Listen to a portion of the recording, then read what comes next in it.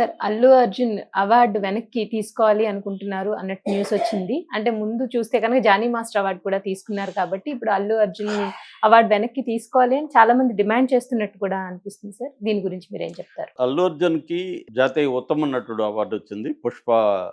First పార్ట్‌కి. So, దాన్ని ఇప్పుడు అల్లు అర్జున్ అరెస్ట్ అయ్యాడు కాబట్టి, ఆయన మీద క్రిమినల్ కేస్ ఫైల్ అయింది కాబట్టి, ఆయన ఆల్రెడీ 1 డే జైల్‌లో కూడా ఉండొచ్చాడు కాబట్టి, ఆయన కూడా అవార్డు వెనక్కి ఇచ్చేయాలి అని ఎమ్మెల్సీ తీన్మార్ మల్లన్న దగ్గర నుంచి కాంగ్రెస్ వాళ్ళు చాలామంది డిమాండ్లు మొదలుపెట్టారు. ఇది ఏ నేపథ్యంలో వచ్చిందంటే 2 కారణాలని చెప్పొచ్చు దీనికి. ఒకటి, జానీ మాస్టర్ ఆయనకి నేషనల్ అవార్డు వచ్చింది కొరియోగ్రఫీకి. ఆ అవార్డుని క్యాన్సిల్ చేసింది. ఇచ్చిన కమిటీని, నేషనల్ అవార్డు కమిటీ ఏదో ఉంటుందో ఆ కమిటీని సస్పెన్షన్లో అంటే పాజ్లో పెట్టింది. ఇవ్వలేదు, రిజెక్ట్ కూడా చేయలేదు. అంటే వెనక్కి క్యాన్సిల్ చేయలేదు, అట్లని ఇవ్వలేదు. సో అంటే ఏమిటి, ఆయన ఇంకా ప్రూవ్ చేసుకొని ఆ కేసు ఎప్పుడు ఆయన నిర్దోషికి బయటపెడితే అప్పుడు ఇస్తారనమాట. నేను ఇది కరెక్ట్ కాదని నేను కూడా చెప్పాను. ఆయనకి ఎందుకు అవార్డు ఇచ్చారు మీరు? ఒక డ్యాన్స్ మాస్టర్ డ్యాన్స్ బాగా చేశారని అవార్డు ఇచ్చారు. ఇప్పుడు ఎందుకు క్యాన్సిల్ చేశారు? ఆయన మీద ఒక కేసు పెట్టారు. కేసు పెడితే ఆయన దోషాలు అవుతాడు. చట్టం ఏం చెప్తుంది? Unless proven otherwise everybody is not guilty. Case పెట్టినంత మాత్రాన any accused not guilty unless proven otherwise. So guilty కాదనేది మనకి ఉండేది. ప్రూవ్ అయితే తప్ప వాళ్ళని మనం నేరస్తులు అని చెప్పకూడదు. అందుకనే వాళ్ళు నిందితులు అని మాట్లాడతాం తెలుగులో. ఇంగ్లీష్లో అక్యూజ్డ్ అని మాట్లాడతాం. అక్యూజ్ అంటే అక్యూజ్ కాబడిన వాళ్ళు, నిందించబడిన వాళ్ళు, నేరస్తులు కాదు. అందుకనే వాళ్ళని రిమాండ్ ప్రిజనర్స్ అని, అండర్ ట్రైలర్స్ అని అంటారు తప్ప కాన్విక్ట్ ప్రిజనర్స్ అని అనరు వాళ్ళు. సో మన దేశంలో జైళ్ళల్లో కూడా 70% ఈ నిందితులు మాత్రమే ఉంటారు, కాన్విక్ట్స్ ఉండరు. నేరస్తులు ఉండేది 30%, 70% వీళ్ళే ఉంటారు. కానీ ఇక్కడ ఏమవుతుంది, మన సమాజంలో నేరం ఆరోపించబడితేనే వాళ్ళని నిందితులు అంటారు. కాఫ్కా అని ఒక గొప్ప రైటర్ ఆయన మాట అంటాడు, ఒకసారి నేరం ఆరోపించబడితే ఆ వ్యక్తి కూడా ఆరోపించబడిన వ్యక్తి కూడా తాను నేరస్తుడేమో అనే ఫీలింగ్ క్రియేట్ అవుతుంది అని ఆయన రాస్తాడు.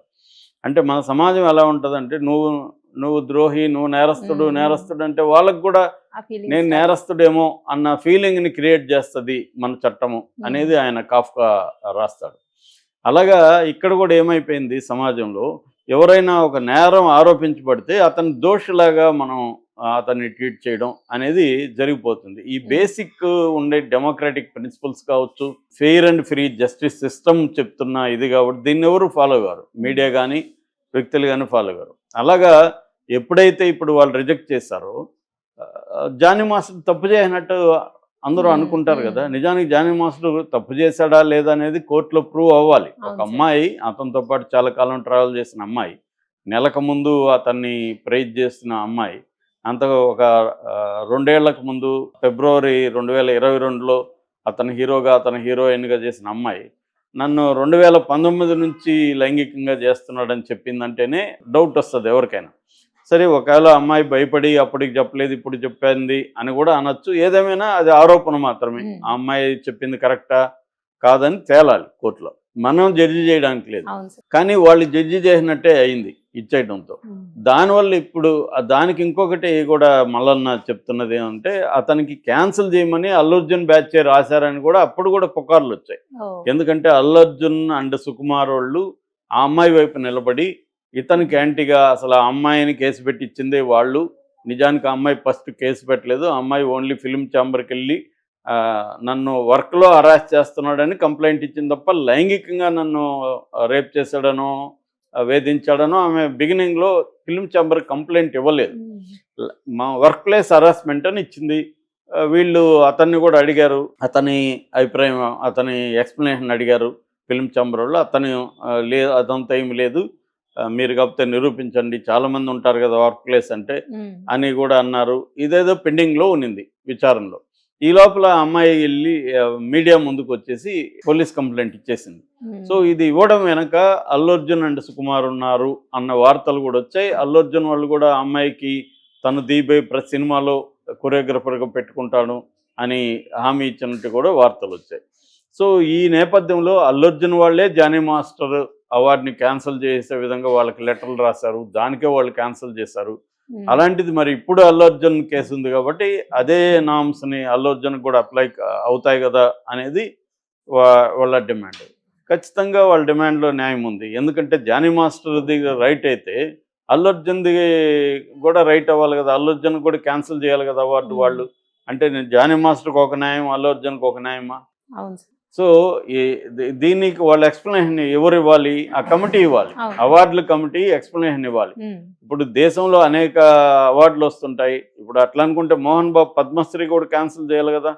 ఆయన మీడియా మీద దాడి చేశాడు, ఆయన మీద 109 కేసు నమోదైంది. మరి ఆయనకు కూడా పద్మశ్రీ ఎందుకు క్యాన్సిల్ చేయాలి కదా, గవర్నమెంట్, సెంట్రల్ గవర్నమెంట్ చేయాలి కదా.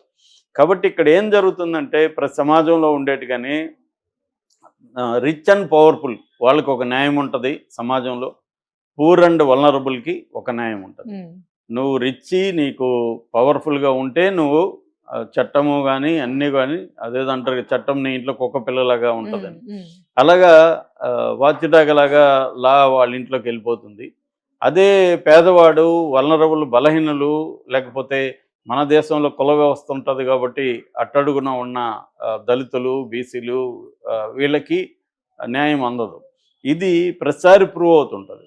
ఈయనకి ఇప్పుడు జానీ మాస్టర్ ఒక ముస్లిము, ఒక అంత బలం లేనోడు వీళ్ళతో కంపేర్ చేసుకున్నప్పుడు, కాబట్టి ఆయన్ని ఈజీగా టార్గెట్ చేయొచ్చు.